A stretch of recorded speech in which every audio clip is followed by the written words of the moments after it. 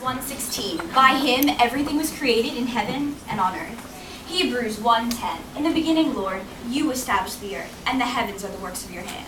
Time and time again, God mentions he's the creator. Why?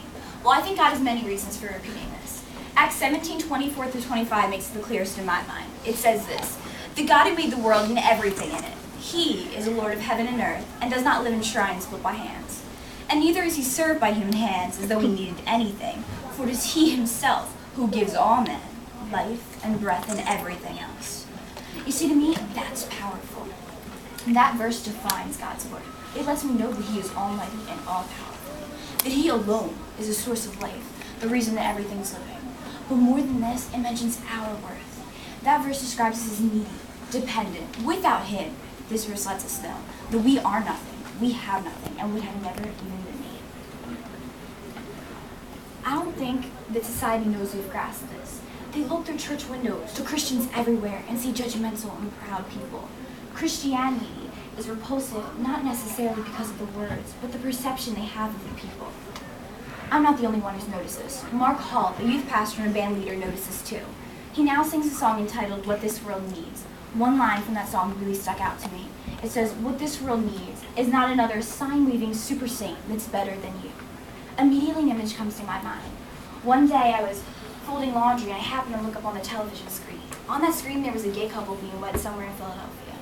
Outside the building where they were wed, there were lines of people to come see them.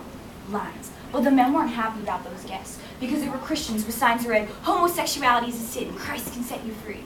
But the men looked hurt, embarrassed, humiliated. Is that the representation of Christ that we're after? You see, Romans 3:23 says, for all have sinned and fallen short of God's glory. All. Not just the non-believers, not just the homosexuals or those that in our minds have committed big sins, but all. We can't be portrayed as judgmental and proud. James 4:11-12 says, do not criticize one another, brothers. He who criticizes a brother or judges a brother criticizes and judges the law. But if you judge the law, you are not a doer of the law, but a judge. There is only one lawgiver and one judge who is able to save and destroy. But who are you to judge your neighbor? The song by Mark Hall ends nicely.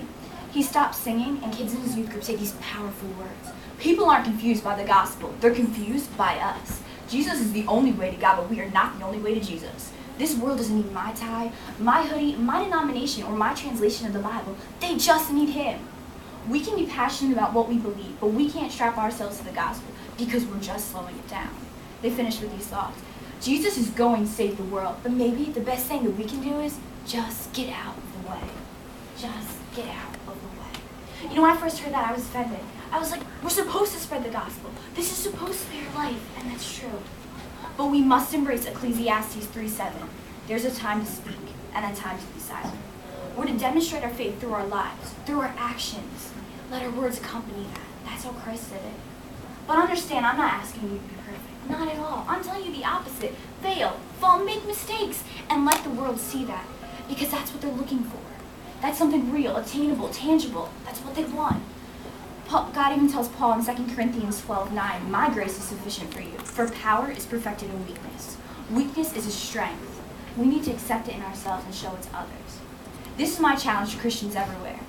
God didn't need our help to create the universe, the human race, the stars, the sun, none of that. He is almighty and all-powerful. But he's chosen to use us. So here's the challenge.